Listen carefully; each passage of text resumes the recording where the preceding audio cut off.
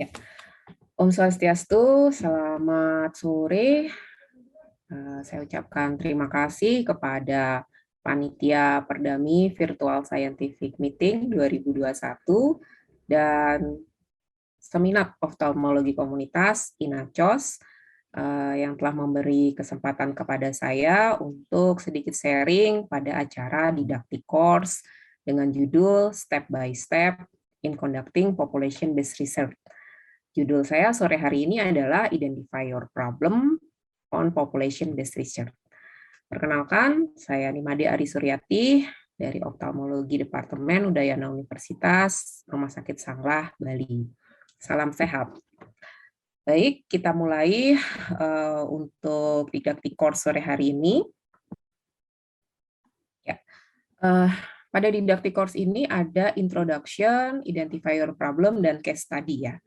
Jadi karena untuk didaktik course mungkin akan ada satu situasi, nanti kita sedikit berlatih tentang research question yang mungkin muncul, ya, problem-problem yang mungkin muncul dari situasi-situasi yang terjadi. Ya, kita mulai dari yang pertama sebagai pendahuluan. Population-based research itu merupakan suatu teknik research epidemiologi ya, di mana kita harus mengingat person, place, dan time. Dan konsep daripada epidemiologi yaitu 4D, yaitu disease, distribution atau magnitude, determinan, dan disease control, itu harus kita pegang. Dari keempat konsep ini sendiri sebenarnya sudah akan muncul daripada research question atau pertanyaan penelitian, problem-problem yang mungkin kita akan teliti. Nah, kita akan masuk ke dalam teorinya. Pertanyaannya yang sering muncul adalah seperti ini. Seorang klinisi, ya, saya percaya yang mendengarkan didaktik course sore hari ini kebanyakan adalah klinisi. Kadang-kadang ada muncul pertanyaan, kenapa ya seorang klinisi itu penting untuk mengetahui suatu population-based research? Kepentingannya apa untuk praktek klinis saya? Seperti itu mungkin ya. Jadi kita lihat sama-sama di layar adalah suatu jurnal. Nah, jurnal ini adalah suatu jurnal glaukoma yang memperlihatkan tentang kepentingan seorang klinisi mengetahui suatu population-based study.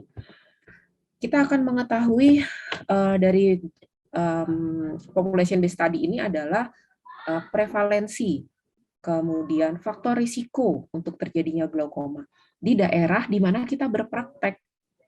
Dan kita akan mengetahui jumlahnya berapa, insidennya berapa, dan mungkin proyeksi ke depan. Bagaimana sih suatu penyakit yang akan kita tangani khususnya di daerah tersebut. Nah, jadi ini population-based research-nya akan sangat spesifik ya pada daerah-daerah yang kita berpraktek sebagai klinisi, atau misalnya pun belum dilakukan penelitian di daerah tersebut, tetapi di daerah-daerah yang mungkin situasi kondisi topografinya agak mirip dengan para klinisi semua berpraktek kesehatan mata. Mungkin seperti itu. Nah, ada banyak jurnal, contoh-contoh jurnal tentang population-based research. Seperti yang kita lihat, ini adalah survei RAAB ya, di 15 provinsi di Indonesia. Ini adalah survei besar yang diinisiasi oleh Litbangkes. Kita mengetahui pada akhirnya secara up to date, apa sih penyebab kebutaan dan gangguan penglihatan di Indonesia? Karena yang kita tahu mungkin saja katarak, mungkin saja retinopati diabetik atau glaukoma, tetapi secara teknik analisis, secara teknik metode penelitian, apakah kemungkinan-kemungkinan itu sudah dibuktikan? Nah, ini yang terjawab dari pertanyaan-pertanyaan tersebut, terjawab dari penelitian population-based research gitu. Jadi, kalau dari jurnal ini, katarak tetap yang nomor 1. Nah, dengan prevalensi terbesarnya ternyata di Jawa Timur, sebesar 4,4%. Nah, lebih lanjut lagi, ada banyak contoh jurnal-jurnal seperti ini adalah penelitian di Nusa Tenggara Timur ya. Kenapa sih orang-orang itu tidak operasi katarak, utamanya di daerah Timur Tengah Selatan? Nah, seperti itu tuh barier katarak ya. Kemudian kenapa penyebab kelainan refraksi? Kemudian ada lagi jurnal apa sih penyakit-penyakit yang paling banyak di daerah klinik di klinik-klinik swasta yang menangani pasien-pasien asing di Bali. Nah, itu riset-riset populasi yang dilaksanakan untuk mengetahui konsep daripada epidemiologi itu sendiri sudah menjadi suatu pertanyaan penelitian seperti itu. Nanti kita eksplor lebih lanjut dari situasi yang ada. Ya, kita masuk ke dalam identify your problem ya, research question-nya. Jadi yang harus kita ingat, tidak ada suatu pertanyaan yang aneh. Tetapi semua pertanyaan itu pasti ada suatu hal yang bisa dijawab. Nah, tinggal kita sebagai seorang peneliti atau sebagai seorang klinisi yang tertarik untuk mengadakan suatu penelitian base study, kita memformulasikan pertanyaan-pertanyaan yang muncul dari situasi yang ada itu ke dalam suatu metodologi. Ya, ini jadi step by step-nya adalah seperti ini. Bagaimana menyusunnya? Jadi yang pertama itu konsep peneliti itu maunya apa? Tujuannya itu apa? Kemudian kumpulkanlah tujuan-tujuan itu dan latar belakang dari pertanyaan itu ke dalam suatu metodologi penelitian ilmiah. Nah, ini mungkin nanti akan disampaikan Dr. Mayang dan Dr. Nina dan Dr. Mayang setelah step by step ini. Kemudian masukkan dia ke dalam hipotesis dan explore hal-hal yang mungkin saja muncul dari pertanyaan-pertanyaan yang kita ajukan. Nah, ingatlah bahwa setiap satu pertanyaan itu memiliki satu jawaban. Dan setiap pertanyaan pasti ada implementasi penting dan dampak yang penting terhadap suatu kesehatan mata. Ya, yang penting diingat lagi dalam membuat suatu pertanyaan penelitian pada population-based research, ingatlah bahwa pertanyaan itu harus menjawab, ya, jawaban-jawaban dari pertanyaan itu harus menjawab problem-problem secara publik, ya, bukan secara private. Jadi bukan disease to disease, tapi disease secara populasi pada total sistemnya. Karena kita berbicara tentang epidemiologi di sini. Jadi bukan person to person, disease to disease, tetapi secara global, secara keseluruhannya, secara sistem. Ya, ini yang tadi penjabaran secara sistem itu seperti apa? Maksudnya pertanyaan penelitian itu sebaiknya harus bisa menilai dan memonitor kesehatan komunitas untuk mengidentifikasi prioritas-prioritas, kemudian formulasikan kebijaksanaan publik, ya ini sangat teori sekali ya, dan kemudian sebaiknya pertanyaan dan jawaban itu merupakan hal yang suatu cost efektif, tidak hanya untuk mempromosikan kesehatan, tetapi juga untuk mencegah penyakit dan untuk kontrol disease-nya. Ya, kita mulai berlatih sedikit. Ini ada suatu jurnal. Nah, dari jurnal ini kita coba pilah-pilah pertanyaan penelitiannya seperti apa, dan mungkin kita bisa extend pertanyaan penelitiannya, kita perlebar ya. Jadi jurnal ini judulnya Prevalensi dan Penyebab Kebutaan dan Gangguan Penglihatan Besaran di Asia Selatan dan Asia Tengah. Ya, kita lihat ya. Kalau melihat judul, terlihat kira-kira masalahnya nih prevalensi dan penyebab gangguan kebutaan dan penglihatan. Masalah ya. Kita lihat gimana caranya mengeksplor lagi pertanyaan penelitian itu. Nah, jadi dot pertama dan kedua itu sudah terbaca di judul penelitian. Ya, prevalensinya bagaimana, penyebab kebutaannya bagaimana, kemudian besarannya bagaimana, proyeksi ke depannya bagaimana. Kita bisa extend lagi nih, gimana lokasi penelitian. Kita bisa extend juga variabel-variabel yang diteliti pada jurnal ini, apakah ini hanya untuk menginformasikan saja atau untuk membuktikan suatu hal. Satu lagi, faktor resiko yang berhubungan dengan diabetik retinopati tahap awal. Kita lihat, jelas permasalahan penelitiannya adalah faktor resiko pada retinopati diabetik tahap awal. Kita extend lagi, apakah hubungan faktor resiko dengan munculnya diabetik retinopati ini hanya informasi saja atau dibuktikan? Apakah ada hubungan yang erat antar variabel? Seperti itu. Ya, ingatlah person, place, time. Ya, ini menjadi penting karena jika misalnya kita melihat contoh kasusnya 2 juta kasus katarak ya. 2 juta kasus katarak ini menjadi penting nggak ya jika kejadiannya terjadi di Bali? Ya, Bali penduduknya hanya 3,8 juta. Ketika ada 2 juta katarak, ya, saya pikir itu merupakan suatu masalah yang serius. dibandingkan jika 2 juta katarak terjadi di Indonesia, di mana jumlah penduduknya 280 juta. Jadi, atau terjadinya lebih spesifik di tahun 1900 sampai tahun 2000, di mana tuntutan hidup lebih banyak, lebih bertambah, dan sebagainya. Jadi person, place, dan time itu penting untuk diungkapkan, dan itu bisa menjadi sumber-sumber research question ya, pada suatu penelitian population based study. Ya. Langkah berikutnya, setelah kita merumuskan research question, kita akan masuk ke dalam metodologi, bagaimana cara mencari sampel, bagaimana studi desain, dan bagaimana analisis. Kita akan dibijak bawakan nanti Dr. Mayang dan Dr. Nina. Kita masuk ke dalam case study. Ya, saya berasal dari Bali, mungkin studi kasusnya kita pakai dari Bali, supaya lebih mudah. Jadi ini hanya gambaran saja. Bali merupakan suatu pulau yang dikelilingi lautan, dan ada gunung lengkap, dataran tinggi, dataran rendah, dan yang menjadi menarik di sini, Bali terdiri dari 9 kabupaten dan 1 kota madya. Ada 1 pulau. Nah, pulau ini sebenarnya kalau kita lihat secara administratif, dia masuk ke dalam suatu kecamatan, Nusa Penida, ya, mungkin beberapa saya percaya pasti sudah kenal Nusa Penida ya, atraksi pariwisata sebelum pandemi ini sangat menarik dikemas di Pulau Nusa Penida ini, yang merupakan salah satu kecamatan. Pulau Nusa Penida ini merupakan salah satu kecamatan dari Kabupaten Klungkung. Jadi Kabupaten Klungkung sebagai salah satu kabupaten yang ada di Pulau Bali, ya, memiliki jumlah penduduk 231.000, gampangnya 230 ribuan lah ya, dengan luas wilayah 315 km persegi, di mana sepertiga luas wilayahnya itu terletak di Pulau Bali. Dan 2/3-nya merupakan suatu kepulauan yang berisikan lautan. Jadi kita bisa lihat pulau ini cukup besar, dengan jumlah penduduk yang tidak sebanyak daripada di daerah pelungkungnya, yang di daerah dekat dengan pusat pemerintahannya.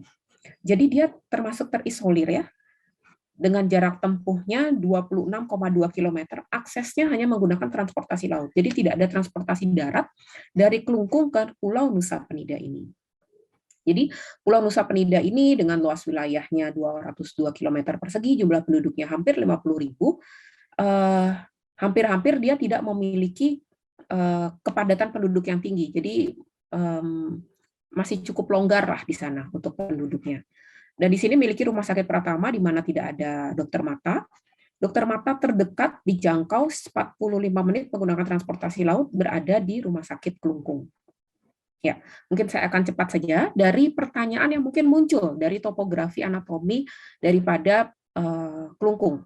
Yang pertama adalah seorang dokter mata yang praktek di Rumah Sakit Umum Klungkung ingin tahu berapa banyak sih ada angka kebutaan di Nusa Penida. Nah, jadi sebenarnya angka kebutaan itu mungkin bisa kita ketahui dari data yang masuk di Rumah Sakit Pratama.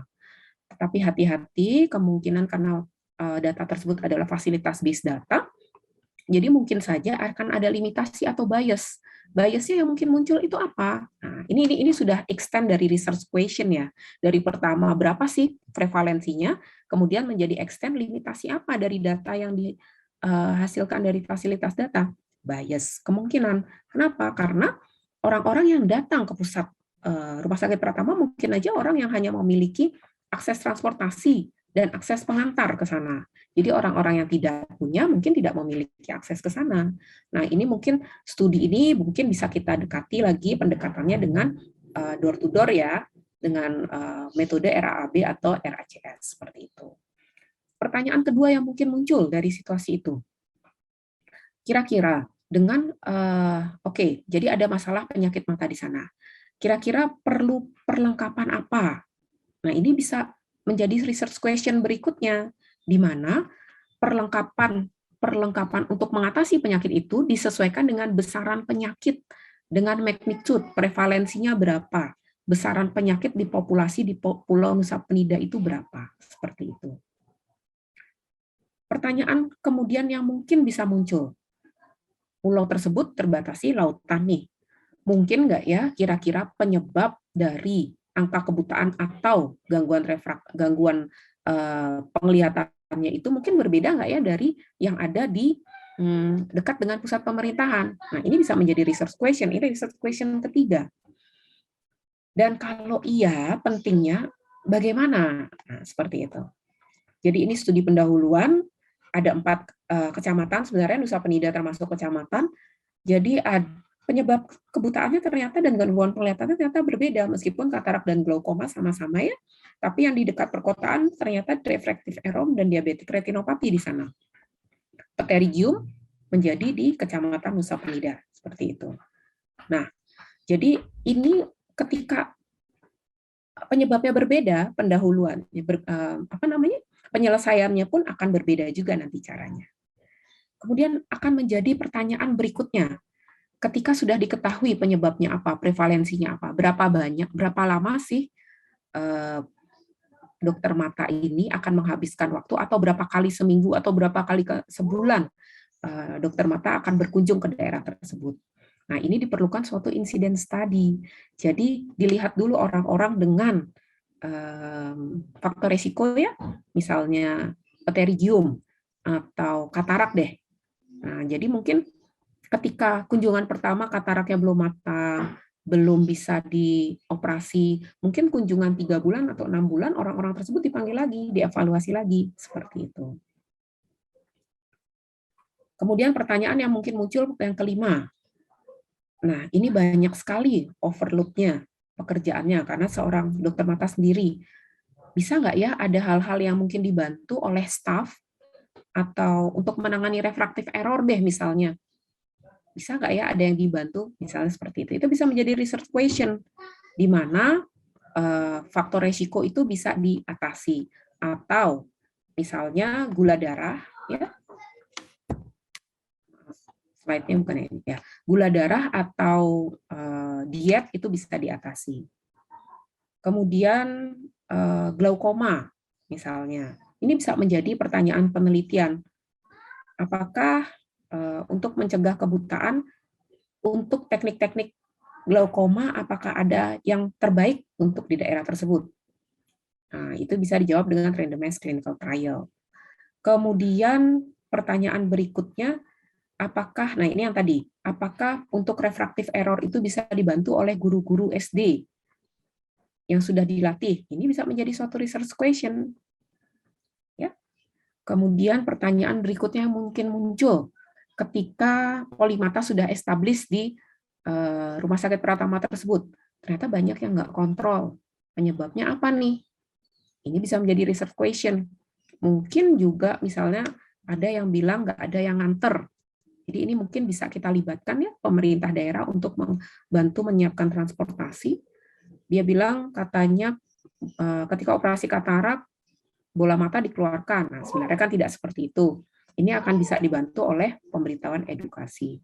Pertanyaan terakhir mungkin yang bisa muncul, antara kelautan dan daerah dekat dengan perkotaan, untuk terapi glaukoma kira-kira apakah mungkin ada perbedaan? Apakah mungkin yang di daerah kelautan dengan banyak pariwisata, daya beli tinggi, mungkin kita bisa berikan satu macam obat glaukoma sehari sekali? Ini bisa menjadi research question juga ya, dengan cost efektif, benefit dan sebagainya. Ya, jadi dengan kita lihat ya sebagai kesimpulan, segala situasi itu bisa menimbulkan suatu research question. Hanya dari research question itu kita harus saring lagi, bagaimana sih deskripsinya, detailnya, kita maunya membawa seperti apa, objeknya seperti apa, kita masukkan ke dalam metodologi yang baik, sehingga kita bisa membuat nanti menyusun suatu pertanyaan penelitian yang baik. Dan jangan juga dilupakan bahwa kita sebagai dokter mata, kita sebagai bagian dari building block, pasti kita akan melibatkan building block yang lain seperti Pemda dan sebagainya. Sebagai penutup, saya mengucapkan terima kasih kepada guru-guru saya, Dr. Aldi, Dr. Mayang, Dr. Nina, dan juga senior saya sebagai tempat research, Dr. Mega, untuk penyusunan didaktik course pada sore hari ini. Saya tutup dengan Paramasanti, Om Santi, Santi, Santi Om. Salam sehat.